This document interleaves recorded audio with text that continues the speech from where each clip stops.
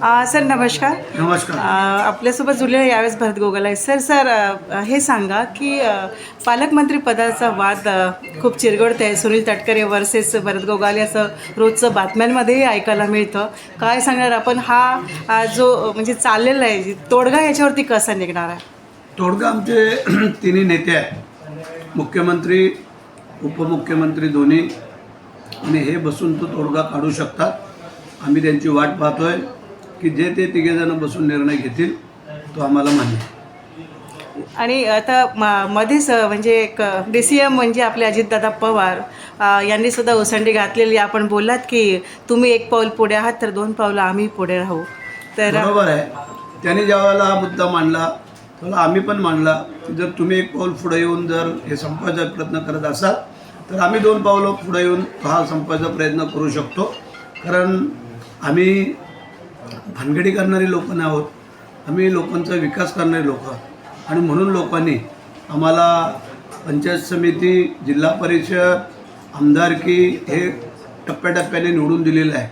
गेल्या 40 वर्ष आम्ही राजकारण करतो आहे आणि त्याच्यामध्ये लोक ही आम्हाला जवळ आहेत. त्याचं कारण लोकांची कामं करणं, लोकांना मदत करणं, लोकांची सेवा करणं.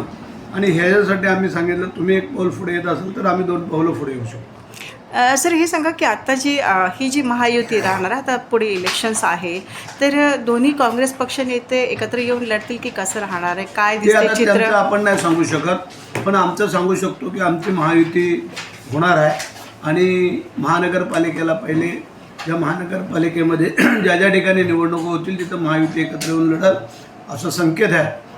काँग्रेसचं 2 अंकीचं काय होईल ते नाही सांगू शकत. आणि आपल्या किती जागांवरती आपलं प्रबोधन म्हणजे हे राहणार आहे, म्हणजे जागांचं वर्चस्व किती जागांवर राहणार आहे? ज्या जिल्ह्यामध्ये ज्या महानगरपालिकेमध्ये ज्या पक्षाचं वर्चस्व आहे ते पक्ष जास्त जागा मागणार. म्हणजे भगवा झेंडा हा लहरणार आहे परत असं म्हणजे दृश्य दिसतं. काही ठिकाणी महायुतीचे झेंडे सगळ्या ठिकाणी फडकणार आहेत, परंतु जिथे ज्याचा महापौर होतो तो आपल्या पक्षाचा झेंडा फडकवतो. आत्ता एक आपलं संजय राऊतांनी एक थोडंसं एक वेगळं भाषा असं केलेलं आहे की जे आता विदर्भावरती तोडगे तुम्ही काढतात ते त्याच्यावर काम पण होते अशी चर्चा आहे. तर संजय राऊतांचं वक्तव्य असं होतं की वेगळा विदर्भ आम्ही होऊ देणार नाही, यासाठी आम्ही आधीच काँग्रेसला पण फटकारलाय. आता ध्यानी पण नाही आणि मनी पण नाही. पूर्वी जे वातावरण होतं वेगळ्या विदर्भाचं ते आता राहिलेलं नाही आहे. गेल्या 10 वर्षापासून तरी हे सगळं कमी होत चाललेलं आहे.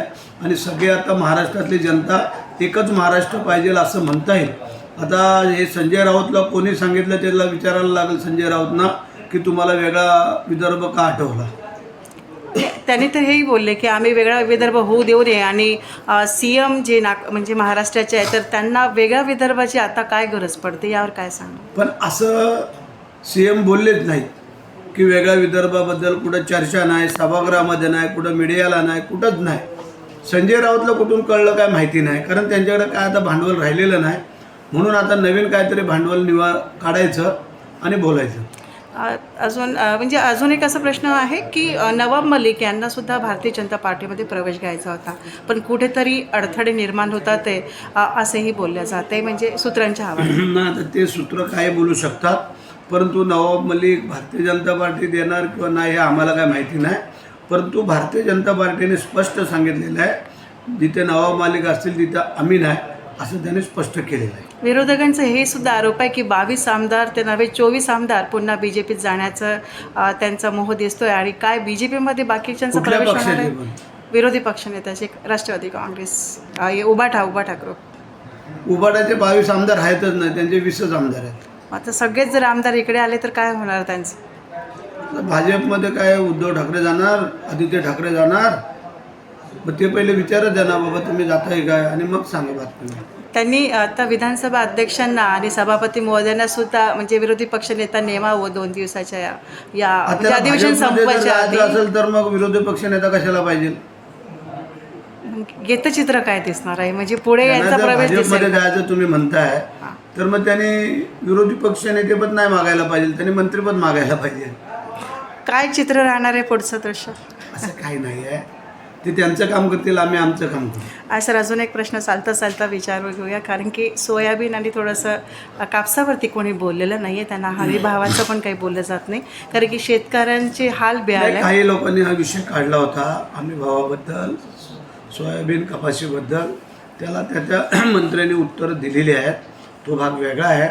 परंतु आज महाराष्ट्रामध्ये जो मध्ये पाऊस पडला मोठ्या प्रमाणात, हो. मोठं नुकसान झालं शेतकऱ्यांचं, तर त्याला आता आम्ही कसं सावरता येईल ते बघतोय आम्ही.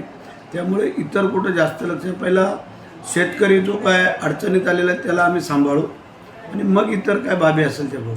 पण शेतकऱ्यांचे प्रश्न सुटतील, यावेळेस मार्गी लागतील. हो, कारण जेवढं शक्य आहे तेवढं आम्ही सोडवतोय. कारण की कसं आपलाच पक्ष आणि आपले सोट आणि आपले दात असं म्हणायला हरकत नाही, कारण की आपले मुख्यमंत्र्यांनी बोलले होते की ज्यावेळेस वेळ येईल त्यावेळेस आम्ही कर्ज माफी त्यांना करणार आहोत. अजून वेळ आली नाही ना. तर ही कधीपर्यंत त्यांनी काय शेतकऱ्यांना बोलले, वेळ येईल तेव्हा ना. हां. मग वेळ अजून आलेली कुठे आहे?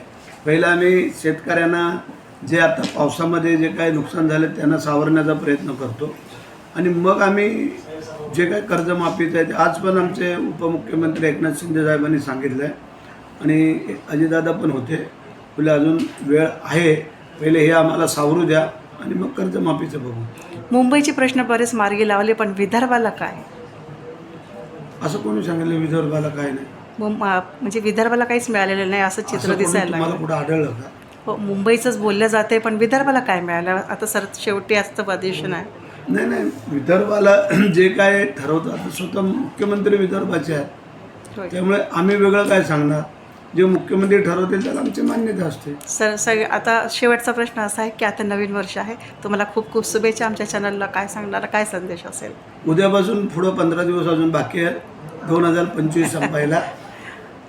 तुम्ही थांबणार नाही ना? आम्ही तुम्हाला आजच शुभेच्छा देऊ इच्छितो. संपूर्ण महाराष्ट्राला येणारा 2026 साल सुख समाधानाचं, आरोग्य, निरोगी आरोग्य आणि चांगलं व्हावं या महाराष्ट्राचं, अशा आम्ही शुभेच्छा आजच व्यक्त करू इच्छितो.